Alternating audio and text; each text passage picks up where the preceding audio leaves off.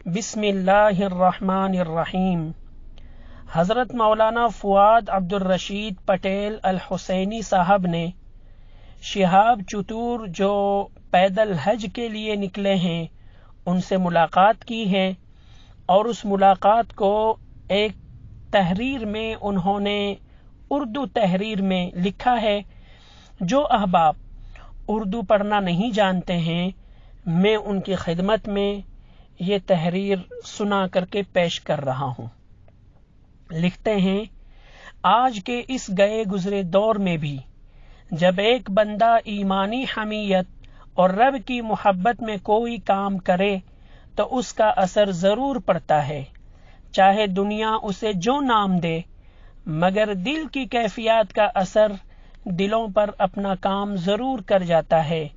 اسی کی ایک مثال پیدل حج کے لیے نکلنے والے کیرلا کے نوجوان شہاب چتور بھی ہیں کہ اکیلے حج کے سفر پر نکلے ہیں، مگر لاکھوں دلوں کو گرما دیا ہے۔ لوگ جوق در جوق ان کو دیکھنے کے لیے نکلتے ہیں، ان کے ساتھ میلوں چلتے ہیں، ایک شور سا بپا ہے۔ یہ سب دیکھ کر ہمیں بھی اشتیاق ہوا کہ ان سے ملاقات کریں۔ چنانچہ جیسے ہی شہاب بھائی کے پنویل کراس کرنے کی اطلاع ملی، ان سے ملاقات کے اشتیاق میں اور اضافہ ہوا۔ پنویل کے کچھ احباب سے ان کا نمبر بھی نکالا، لیکن فون لگانے اور میسج کرنے پر کوئی جواب موصول نہیں ہوا۔ پھر میں نے یوٹیوب پر ان کی لوکیشن دیکھنا شروع کر دیا۔ جب فاؤنٹین ہوٹل سے آگے نکلے تو میں کہیں سفر میں تھا، اس لیے کچھ احباب کو تیار کر کے ان سے ملاقات کے لیے بھیجا اور انہیں شہاب بھائی کے اگلے سفر کے متعلق اور عید کے لیے کہاں مقیم ہوں گے اس متعلق ساری باتیں دریافت کرنے کے لیے روانہ کیا۔ ان احباب نے شہاب بھائی کو تلاش بسیار کے بعد چنچوٹی میں ایک کیرلا کے ساتھی کے گھر میں پایا اور ان سے وہاں ملاقات کی۔ ان کی واپسی کے بعد بندے نے شہاب بھائی کے آئندہ قیام کے متعلق تفصیل معلوم کی تو علم ہوا کہ پہلے شہاب بھائی عید کے لیے چنچوٹی میں ہی 2 دن کا وقفہ لینے والے تھے، لیکن وہاں ملاقات کے لیے لوگوں کا امڑتا ہوا ہجوم اور علاقے میں صاف صفائی نہ ہونے کی وجہ سے کچھ احباب نے رائے مشورہ کر کے وہاں سے 14 کلومیٹر کے فاصلے پر ویرار پھاٹے پر چند گھروں پر محیط ایک بستی میں قیام کرنے پر اتفاق کیا۔ چنانچہ شہاب بھائی 9 ذی الحجہ کو عرفہ کا روزہ رکھ کر 14 کلومیٹر کا پیدل سفر طے کر کے ویرار پھاٹے پر آ کر مقیم ہوئے۔ میں نے فون کر کے ان کی لوکیشن معلوم کرنے کی کوشش کی، لیکن فون اٹھایا نہیں۔ پھر یوٹیوب پر ان کے سفر کے روٹ کو دیکھا۔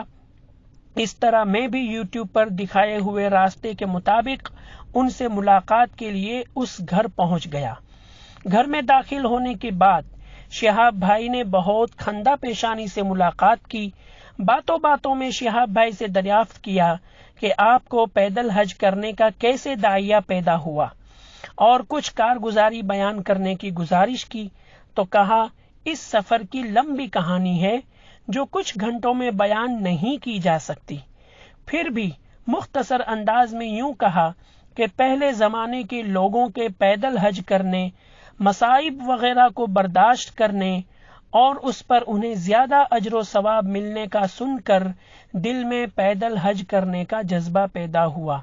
اس کے لیے مکمل 1 سال مختلف تیاریوں میں لگ گیا، مثلا چل کر جانے کے لیے راستہ کون سا اختیار کرنا ہے، کون سے ملک میں پہنچنے کے لیے کتنے دن لگیں گے، راستے کا نقشہ، 4 ملک پاکستان، ایران، کویت، سعودی کا ویزا حاصل کرنا، بارڈر کراس کرنے کی اجازت لینا، نیز روزانہ چلنے کی مشق اور پریکٹس، کھانے پینے میں احتیاط کس طرح کی جائے، کتنی مقدار کھانے سے صحت مند رہ سکے اور پیدل چلنے کوئی ضرر نہ پہنچے، پیدل چلنے پر آنے والے مسائل کو کیسے کنٹرول کریں۔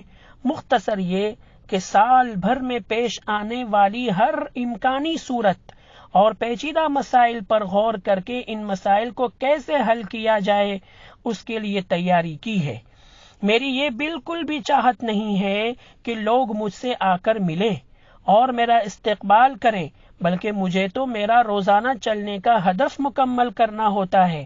جب لوگ زیادہ ملاقات کرنے لگتے ہیں تو وہ معہود سفر مکمل نہیں ہو پاتا، نیز بہت ساری جگہوں پر جو استقبال ہوتا ہے یا کوئی بڑا افسر کا آ کر ملنا ہوتا ہے وہ مجھے گوارا نہیں ہے، اس لیے کہ اس سے بھی میرا وقت ضائع ہوتا ہے اور میرے چلنے کی متعینہ مقدار مکمل نہیں ہو پاتی۔ دریافت کرنے پر بتایا کہ روزانہ 50 سے 55 کلومیٹر پیدل چلتے ہیں۔ میں نے پوچھا کہ کیا آپ کی پیدل حج کی کوئی منت تھی؟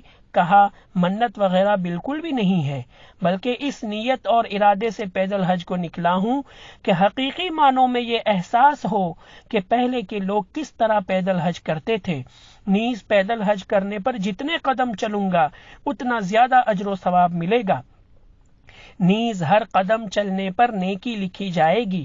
آگے کہا کہ میں اس طرح پیدل حج کرنے کی کسی کو دعوت نہیں دیتا، نہ میری یہ سوچ ہے کہ لوگ پیدل حج کریں، بلکہ یہ میرا ذاتی عمل ہے جس پر میں کسی کو ابھارتا بھی نہیں ہوں۔ ہم نے دیکھا جس مکان میں وہ مقیم تھے وہاں کچھ کیرالہ کے احباب آ کر ملے، وہ بھی قیام کرنا چاہتے تھے۔ گھر والے تو انہیں قیام کی اجازت دے رہے تھے، لیکن شہاب بھائی نے خاموشی سے گھر والوں کو منع کر دیا کہ میں بھیڑ بھاڑ نہیں چاہتا، مجھے اطمینان اور آرام چاہیے کیونکہ مجھے دوسرے دن پیدل سفر کرنا ہوتا ہے۔ ایک بندہ انہیں اپنے موبائل میں مختلف ملکوں کے نیوز چینل میں ان کے متعلق جو خبریں گردش کر رہی تھی وہ بتا رہا تھا۔ انہوں نے کہا کہ اس سے میرا کوئی تعلق نہیں، میں نے کسی نیوز چینل والے کو یا کسی یوٹیوبر کو کوئی خبر نہیں دی۔ یہ جو یوٹیوبرز میرے ساتھ ہیں وہ بھی میرے علاقے کے نہیں ہیں، بلکہ الگ الگ علاقے کے ہیں اور اپنی مرضی سے شامل ہو گئے ہیں۔ نہ میں نے انہیں اپنے ساتھ چلنے کی دعوت دی اور نہ ہی میں چاہتا ہوں کہ وہ میرے ساتھ چلیں۔ میں اپنی شہرت نہیں چاہتا ہوں، بلکہ چلتے وقت میں اپنے پاس موبائل بھی نہیں رکھتا۔ آگے کہاں کہ نکلتے وقت میرے ذہن میں اس بات کا کوئی تصور ہی نہیں تھا کہ لوگ میرا اس طرح اکرام اور استقبال کریں گے۔ میں اپنے ساتھ اپنے کھانے کی رقم اور اپنا ٹینٹ لے کر نکلا ہوں کہ کہیں راستے میں کھانے رہنے سونے کے لیے مسجد یا ہوٹل نہیں ہوگا تو میں اپنا خیمہ لگا کر وہیں آرام کروں گا اور اپنا کھانا تیار کر کے کھا لوں گا۔ مگر اس سفر میں اللہ کی نصرت اور مدد ایسی ہو رہی ہے کہ اب تک کہیں بھی ٹینٹ لگانے کی اور کھانا پکانے کی ضرورت نہیں پڑی۔ نیز کیرلا سے نکلتے وقت جتنا میرا وزن تھا 1500 کلومیٹر چلنے پر ابھی بھی اتنا ہی ہے، اس میں 1 کلو کی بھی کمی نہیں ہوئی اور نہ اضافہ ہوا ہے۔ شہاب بھائی پیدل چلنے کو ہی ترجیح دیتے ہیں۔ کہہ رہے تھے کہ کیرلا میں ایک جگہ ندی حائل تھی، ندی پار کرنے کے لیے کشتی میں سوار ہونا پڑ رہا تھا۔